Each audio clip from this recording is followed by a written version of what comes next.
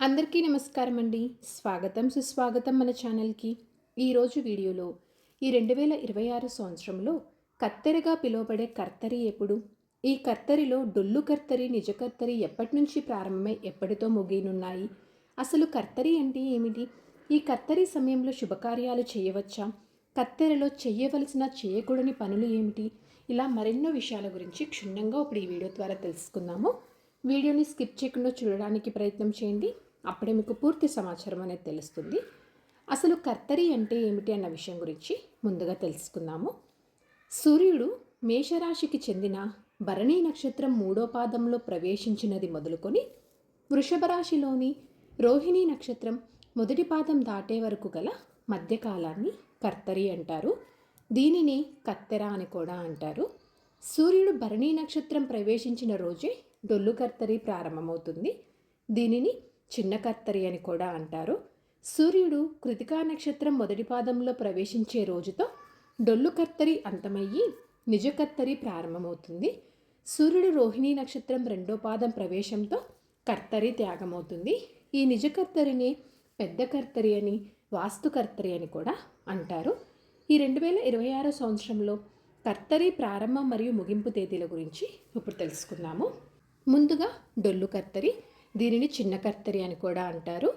ఈ డొల్లు కర్తరి ప్రారంభం మరియు ముగింపు తేదీల సమయం చూసుకుంటే పరాభావ నామ సంవత్సరం వసంత ఋతువు వైశాఖ మాసం మే 4, 2026 సోమవారము రాత్రి 12:59 నుంచి మనకి డొల్లు కర్తరి అనేది ప్రారంభమవుతుంది.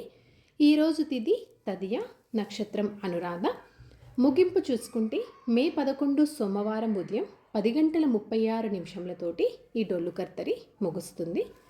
నిజ కర్తరి ప్రారంభం మరియు ముగింపు సమయం చూసుకుంటే మే 11, 2026 సోమవారము ఉదయం 11:20 ప్రారంభమయ్యి ఈ రోజున తిథి నవమి, నక్షత్రం శతభిష. ముగింపు చూసుకుంటే మే 29, 2026 శుక్రవారం రోజున ఉదయం 9:59 ముగుస్తుంది. అంటే మనకి డొల్లు కర్తరి వచ్చేసి మే 4 ప్రారంభమయ్యి మే 11తో ముగుస్తుంది.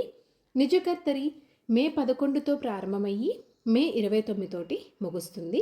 అంటే మనకి మొత్తంగా చూసుకున్నట్లయితే మే నెలలో ఒక 5 నుంచి 6 రోజులు మాత్రమే మామూలుగా ఉంటాయండి. మిగతా రోజులన్నీ ఈ కర్తరి రోజులుగానే ఉంటాయి. ఈ కర్తరి సమయంలో చేయవలసినటువంటి పనులు, చేయకూడని పనుల గురించి ఇప్పుడు తెలుసుకుందాము. ముందుగా చేయకూడని పనుల గురించి తెలుసుకుందాము.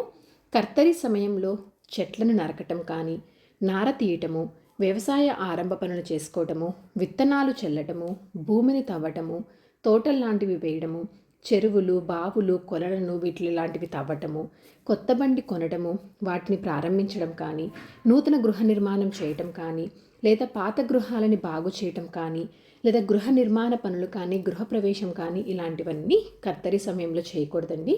ఎందుకంటే కర్తరి అంటే వాస్తుకు సంబంధించింది కాబట్టి వాస్తుకు సంబంధించిన పనులేవి చేయకూడదు.